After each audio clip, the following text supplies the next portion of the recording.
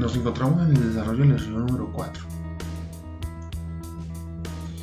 En este caso, nos vamos a focalizar en, vamos acá a eliminar ese, y en este caso pues tenemos esta expresión, ¿cierto?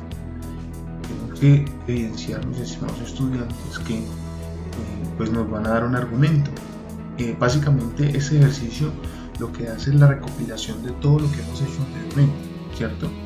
Porque aquí pues nos van a dar solamente este argumento, ¿cierto? Entonces, en este argumento nos van a decir, bueno, hay que organizarlo en premisas, evidenciando que esta es la premisa número 1, ¿cierto? Esta es la premisa número 2 y esta es la premisa número 3. Si ustedes se fijan, cada vez que se separa una premisa de la otra, está, digamos, conectada por un conector y se nota de manera explícita, digamos, la separación entre premisas, porque por ejemplo en la premisa número 1 tenemos entre corchetes P y entre paréntesis P, entonces R, donde no hubiésemos tenido el corchete, seguramente la P sería una premisa número 1, ¿sí? Entonces, pero está aquí como en conjunto, es decir, está en signos de agrupación, entonces se considera la premisa. ¿Listo? Entonces, teniendo en cuenta eso, acá, mis estimados estudiantes, ustedes van a definir unas proposiciones, ¿cierto? Unas proposiciones. Entonces, si ustedes se fijan, ¿cuántas proposiciones tiene ese lenguaje, ese argumento simbólico que está acá? Tenemos a P, tenemos a N, tenemos a Q, ¿cierto? P, Q, N, P, Q, N. Es decir, tenemos tres proposiciones fuertes que hay que construir. Ustedes pues ya lo harán desde su ámbito, ¿cierto? Desde su contexto propio. Recuerden que no puede ser copiado de internet. ¿Por qué? Porque eso genera plagio, ¿listo? Después de eso, ustedes van a construir, ¿cierto?, un lenguaje natural, ¿cierto? Ese lenguaje natural, pues básicamente lo que hicimos en el punto número 1, que tenemos unas proposiciones que ustedes ahorita las van a crear, ¿cierto? Lo van a poner a P, ¿cierto?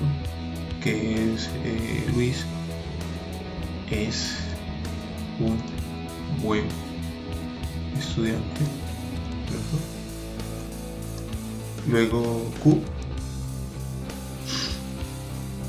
Luis es estudiante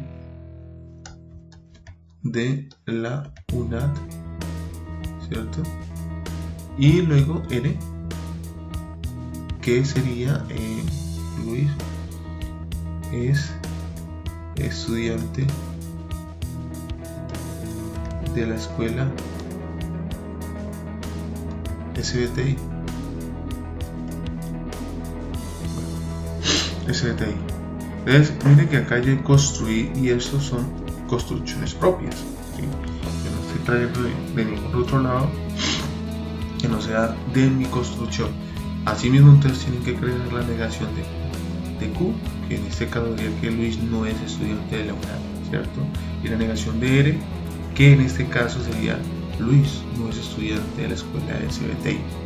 Y eso es lo que van a poner aquí, en este donde dice proposición. Entonces ustedes van a definir P, ¿cierto? Q y R, y van a definir la negación de P, la negación de Q y la negación de R. Luego esto que está acá, pues van a llevarlo a ese lenguaje natural, es decir, van a hacer la construcción de este lenguaje que no está totalmente aquí simbólico, lo van a llevar a ese lenguaje natural, aquí, en esta parte, ¿cierto? Ok. Y luego entonces van a comenzar con la tabla simulada. En la tabla simulada efectivamente nos damos cuenta que al pasarla a ese lenguaje simbólico, bueno, al simulador de la UNAD, pues obtenemos como tal una tautología. ¿Por qué? Porque todos sus valores de verdad son, pues en este caso, verdaderos, y su resultado pues sería una tautología. Luego posteriormente pasamos a la tabla manual. Esta tabla, si ustedes se fijan, pues tiene bastantes valores de verdad, bastantes criterios, pero es básicamente solamente ser muy diligente en ese sentido, porque nosotros sabemos que son 3 premisas, ¿cierto? Eso quiere decir, bueno, 3 proposiciones, quiere decir que sería 2 por 2 por 2, eso sería 8 filas, ¿cierto? Y ahora, construir el lenguaje, en este caso, las columnas, pues sabemos que hay una, ¿cierto? 2, 3, luego la negación de P, de Q, perdón, luego la negación de L, que sería la quinta, luego P entonces Q, que sería la sexta, luego la relación entre P y P entonces Q, que sería la séptima, luego R entonces Q, la 8, y así sucesivamente, 10, 11, y nos damos cuenta que su número de columnas sería ¿qué? 12 columnas. 12 columnas que hay que separarlas muy bien. Recuerde que hay que conservar el orden, ¿sí? No es lo mismo como en la premisa 9, ¿cierto? Que es R entonces negación de Q.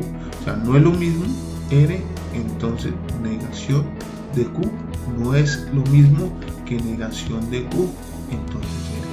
No es lo mismo. Por eso hay que mirar bien la estructura, porque se debe conservar el orden. ¿Listo? Entonces, para que lo tengamos en cuenta, y ahí pueden ver ustedes el ejemplo de cómo se desarrolló esta tabla, pues tienen que tener cuidado al momento de relacionar por los conductores lógicos, ya sea y, o, entonces, sí, solo sí. ¿Listo? Luego, entonces aquí pasamos posteriormente a las aplicaciones de la ley de diferencia. En este caso, pues ya nos damos cuenta de que hay 3 premisas, ¿cierto? Y tenemos que llegar a esta conclusión. Entonces aquí, si no nos dan ninguna de estas premisas, tenemos que hacerlo nosotros de manera innata, es decir, que nos nazca aquí, digamos, estas proposiciones, esas premisas que están acá. Entonces vamos a extraernos hasta la P4, porque ya tenemos hasta P3, por simplificación. ¿De quién? Pues de P1. Luego tenemos por simplificación P entonces R por simplificación. Luego utilizamos a la P5 que encontramos aquí, que es esta, ¿cierto?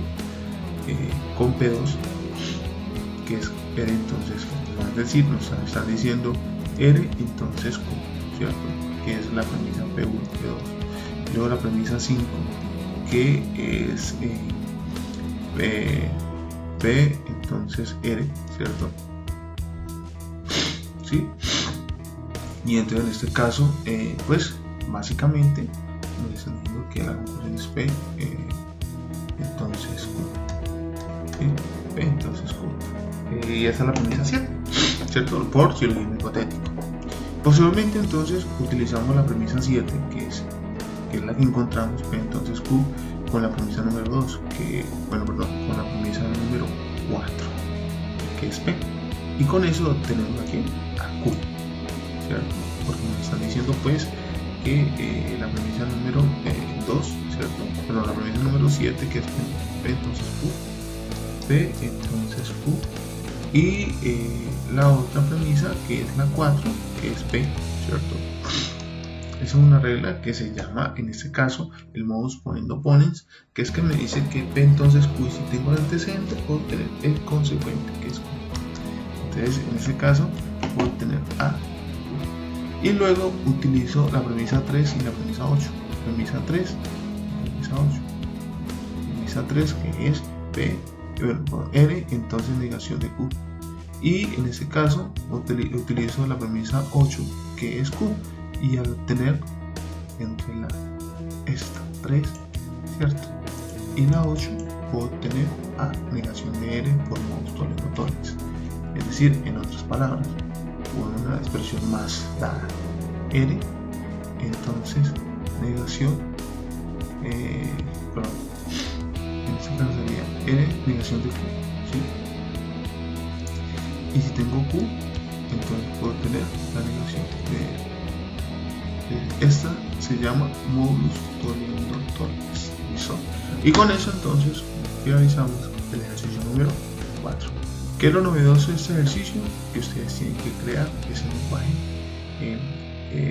proposicional de tal manera que les permita construir ese lenguaje natural.